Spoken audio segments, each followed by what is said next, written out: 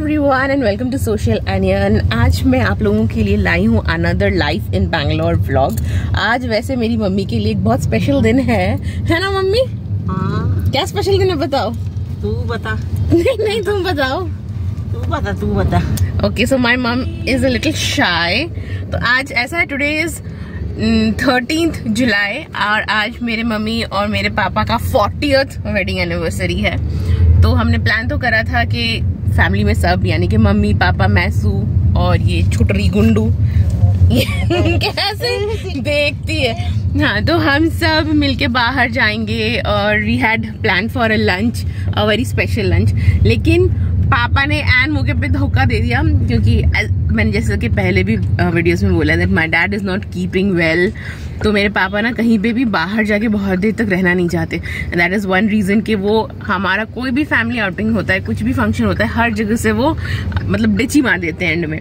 तो कल रात को भी उन्होंने कहा कि मैं नहीं जाऊंगा, और जब पापा ने कहा कि पापा नहीं आएंगे तो पहले ये हुआ था कि हम पूरा ही प्लान कैंसिल करें, क्योंकि बेसिकली तो ये फंक्शन या प्रोग्राम जो भी है ये मम्मी पापा का ही है, हम लोग तो बस साइड सपोर्टिंग कैरेक्टर्स हैं। बट उसके बाद we thought a lot and then we decided कि चलो पापा ना सही, और पापा ने भी इंसिस्ट किया कि even if he is not able to come, मम्मी should not feel left out. तो मम्मा को लेके हम मम्मा का और पापा का 40th वेडिंग एनिवर्सरी सेलिब्रेट करने जा रहे हैं। तो मामा तुम दोनों को खा सकती हो, पापा का भी और खुद का भी, दोनों के खा सकता है। दोनों का खाना एक साथ कौन खा सकता है? सुनो, so we are going to JW Marriott ना सू, we are going to JW Marriott for lunch, और देखते हैं आगे चल के कैसा होता है। तो एनिवर्सरी के लिए specially my mother is wearing this beautiful Warli work का साड़ी, और ये जो है ना ये एकदम रॉ सिल्क वाली साड़ी है जिसपे पूरा वर्ली वर्क हो रखा है। इसके साथ एक ब्लाउज पीस भी आया था, लेकिन मम्मी को टाइम ही नहीं मिला ब्लाउज बनवाने का, so she is wearing it with a black blouse. और मुझे लग रहा है कि ब्लैक ब्लाउज में भी बहुत अच्छा लग रहा है। मम्मी हेलो बोल दो यहाँ पे, हेलो। और ये गुंडू का भी मैंने जो ड्रेस है, गुंडों के तो सारे कपड़े मैं ही सिलेक्ट करती हूँ मोस्टली, तो ये वाला लुक भी मैंने फर्स्ट क्राई से लिया है, ये फ्रॉक भी फर्स्ट क्राई से लिया है, और ये स्टॉकिंग्स भी मैंने फर्स्ट क्राई से लिए हैं। और ये मैंने 3-4 महीने पहले लेके रखे थे, लेकिन तब बड़ा हो रहा था, और अभी परफेक्ट हो रहा है उसको, परफेक्ट साइज में। अभी खड़ा होना सीख गई है तो बैठी नहीं रहेगी, गाड़ी में भी खड़ी रहेगी। मम्मी इसको ना अच्छे से पकड़ के रखो, कहीं इधर उधर ना हो जाए। तुमने दीदू दादू को हैप्पी एनिवर्सरी बोला? हैप्पी एनिवर्सरी नहीं बोला तुमने दीदू दादू को?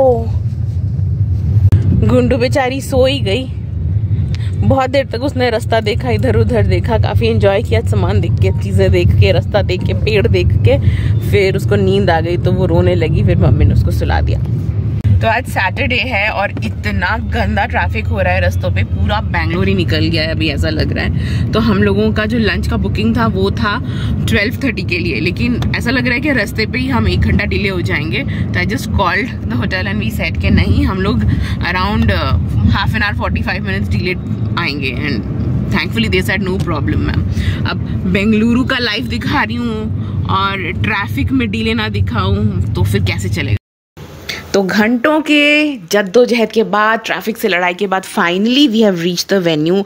और ये मैं फर्स्ट टाइम आ रही हूँ JW Marriott, इससे पहले मैं नहीं आई, बिकॉज हम लोगों का जो घर है ना वो मेन सिटी से बहुत दूर है, तो मेन सिटी आना ही नहीं होता है। ये कभी कभार कुछ मौके हो जाते हैं, कुछ सेलिब्रेशंस होते हैं जिसके लिए आ जाना होता है।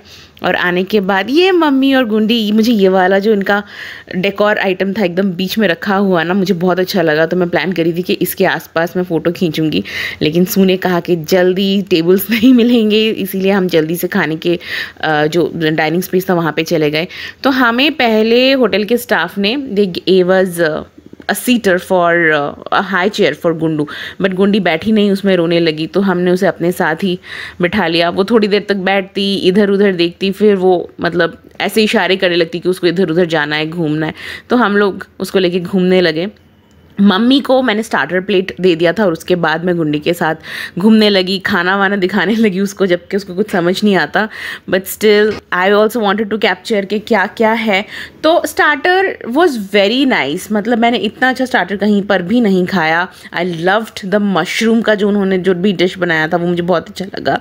उसके बाद ये सब जो मैं अभी दिखा रही हूँ ये सब इंडियन और वेज आइटम्स हैं।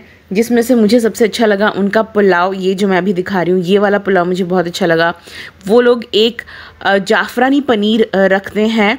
ये तो सालन था, मैंने ये नहीं लिया। देखिए इतने आइटम्स होते हैं, आप सब कुछ नहीं ले सकते। You have to pick and choose what you want to take. This was dal makhani, this was also very tasty. मैंने ये 1 चम्मच ही लिया था। This one was the paneer that I was talking about. It was zafrani paneer, बहुत ही सॉफ्ट, एकदम मलाई वाली पनीर थी, बहुत अच्छी थी। दिस वाज अनदर दाल, ये भी मैंने थोड़ा बहुत लिया था, बहुत अच्छा था ये। जब भी मैं बाहर जाती हूँ ना, आई ट्राई कि मैं वेज ही ज़्यादा खाऊं। चिकन तो घर में ऑलमोस्ट एवरी डे सूको चिकन चाहिए होता है, इसलिए घर में बहुत चिकन बनता है। लेकिन मुझे वेज खाने की वैरायटीज़ मुझे बहुत पसंद होती है। तो मैं यहाँ पे जो भी वेज खाना है मैं वो देख रही थी, जो भी मुझे लग रहा था कि मुझे चाहिए वो मैंने लिया। कोई लाज नहीं, कोई शर्म नहीं। ये बहुत अमेजिंग बना था जो मैं छोटे छोटे दिखा रही हूँ ना। ये पता है क्या है? ये है रॉ बनाना, उन्होंने काट के उसको फ्राई करा था। यहाँ पे पापड़ भी तरह तरह के थे, स्वीट्स भी बहुत बहुत तरह के थे। ये एक बेक्ड फिश है और मुझे बेक्ड फिश बिल्कुल पसंद नहीं। मुझे फ़िश चाहिए अपना इंडियन बंगाली टाइप में, एकदम ऑयल में फ्राई किया हुआ फ़िश। अदरवाइज़ मैं फ़िश नहीं खा सकती, मुझे स्मेल आती है। वहाँ पर तरह तरह के सैलेड भी थे, फ्रूट्स थे। बट मैं अगर गई हूँ इतनी दूर से खाने के लिए कहीं पर, और वो भी सम ओकेशन एज स्पेशल एज मेरे मम्मी पापा का 40th एनिवर्सरी, मैं अभी बैठ के फ्रूट्स तो नहीं खाने वाली। Anyway, then there was also a place जहाँ पे मतलब लाइव काउंटर था, फुचका था, तरह तरह के ब्रेड्स थे। आई मीन मैं कितना बोलूँ, इतना कुछ वहाँ का स्प्रेड इतना ज़्यादा वाइड वैरायटी वाला था कि मैं बोलते बोलते थक जाऊँगी। Anyway, so this was something जो मैंने लाइव काउंटर से ऑर्डर करा था, ये वाइट पास्ता।